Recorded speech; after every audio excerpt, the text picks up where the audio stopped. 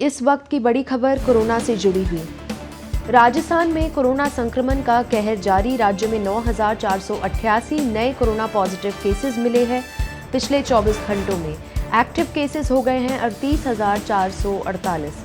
राज्य में 24 घंटे में कोरोना से 1,634 लोग ठीक हुए हैं। 24 घंटे में 3 लोगों की मौत हो गई है। कोरोना से जयपुर में 2 लोगों की मौत हुई और सीकर में 1 व्यक्ति की मौत हुई है। राजस्थान में कोरोना संक्रमण का कहर जारी है। 9,488 नए कोरोना पॉजिटिव केसेस सामने आए हैं। 38,448 हो गए हैं अब कोरोना के एक्टिव केसेस। 24 घंटे में कोरोना से 1,634 लोग ठीक हुए हैं। कोरोना से राज्य में 24 घंटे में 3 लोगों की मौत हो गई है। जयपुर में 2 लोगों की और सीकर में 1 व्यक्ति की मौत हो गई है। राजस्थान में कोरोना संक्रमण का कहर जारी है। इस खबर पर ज्यादा जानकारी के लिए हमारी सहयोगी तस्नीम हमारे साथ जुड़ चुकी है। तस्नीम, जैसे कि आप देख सकते हैं केसेस बढ़ते ही जा रहे हैं। एक दिन में 9,000 के पार केसेस आ रहे हैं। इस संक्रमण दर को रोकने के लिए क्या कुछ सरकार करेगी, आप विस्तार से बताएं। प्रदेश में आज के हम आंकड़ों की बात करें तो कल की तुलना में 1.5 गुना जो है वो बढ़ोतरी यहाँ पर दर्ज की गई है। कल 6,500 कोरोना के नए मरीज मिले थे, तो आज 9,488 जो है वो कोरोना पॉजिटिव राज्य में मिले हैं। तो ये एक बड़ी संख्या है, बड़ा आंकड़ा है। और जितनी तेज रफ्तार से इस बार का संक्रमण बढ़ रहा है वो दूसरी लहर की तुलना में 2 गुने से भी ज्यादा इसकी रफ्तार मानी जा रही है, क्योंकि ओमिक्रॉन वेरिएंट इस बार जो है वो इस तीसरी लहर में मुख्य वेरिएंट माना जा रहा है। तो ये बहुत तेजी से यहाँ पर संक्रमण फैल रहा है। हम जयपुर जिले की बात करें, अकेले जयपुर जिले की बात करें तो यहाँ हम देखते हैं कि जयपुर जिले में आज 3,659 नए मरीज मिले हैं। तो ये एक बड़ी संख्या है। जबकि दूसरी लहर की हम बात करें तो सर्वाधिक मरीज जो हैं वो 5 मई को मिले थे और तब भी उनकी संख्या 5,000 से कम थी। 4900 कुछ मरीज उस समय आए थे। तो ये उस दूसरी लहर का जो पीक था उसके करीब ये यहाँ पर ये संख्या जो है वो दिखाई दे रही है, क्योंकि 3,659 की संख्या यहाँ दिखाई दे रही है। तो ये दूसरी लहर का जो पीक था जयपुर जिले में हम बात कर रहे हैं, तो उसके करीब ये आंकड़े यहाँ पर दिखाई दे रहे हैं।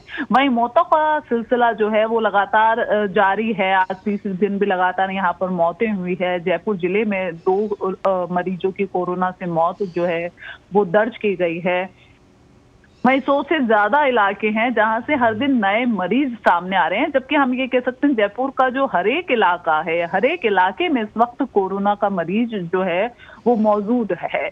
तो हर इलाके को चपेट में लिया है। जबकि हम दूसरी लहर से और पहली लहर से इसकी तुलना करते हैं तो जयपुर जिले में पहली लहर में सर्वाधिक संक्रमित इलाके जो थे वो परकोटे के थे, और वहीं दूसरी लहर में जो सर्वाधिक संक्रमित इलाके थे वो बाहरी शहर के वो इलाके थे। जबकि इस बार जयपुर का कोई इलाका जो है वो अछूता यहाँ पर नहीं रह गया है। हर इलाके में यहाँ पर ज्यादा से ज्यादा संक्रमण यहाँ पर हम देख रहे हैं। हम प्रताप नगर, मानसरोवर, वैशाली नगर, विद्याधर नगर, मालवीय नगर, झोटवाड़ा, इन इलाकों की बात करें तो यहाँ पर सर्वाधिक संक्रमित जो मरीज हैं वो सबसे ज्यादा इन इलाकों में यहाँ पर हम देख रहे हैं, सर्वाधिक यहाँ पर मिल रहे हैं। वहीं हम राज्य की बात करें तो राज्य में आज आंकड़े वाकई जो है वो तेज गति से उनमें बढ़ोतरी यहाँ पर देखी गई है।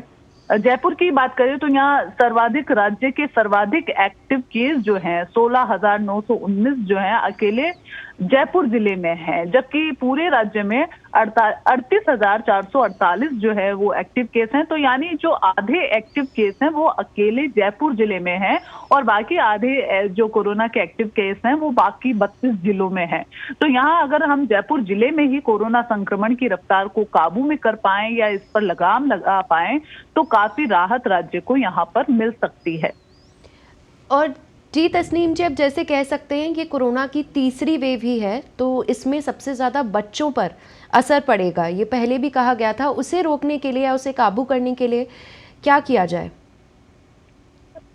यहाँ पर हम बात करें बच्चों की, तो बच्चे बराबर यहाँ पर संक्रमित जो है वो लगातार आ रहे हैं, लेकिन अच्छी बात ये है कि बड़ी संख्या नहीं है बच्चों की यहाँ पर।